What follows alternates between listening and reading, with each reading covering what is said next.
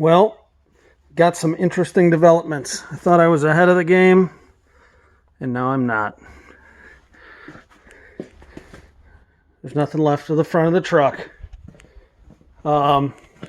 Again, all these videos are coming up eventually. I actually didn't make a disassembly video because it's like 4 bolts, and I'll just explain it when I make the video. But I will explain what happened.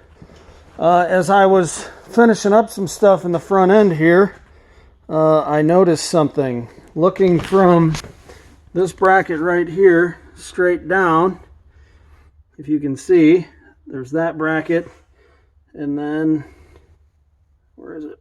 This bracket. Those are the mounting points for the twin I-beams.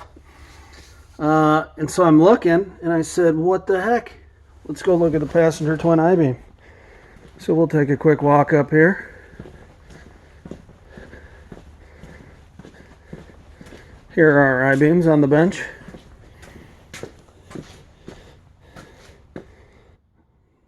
That's our I-beam.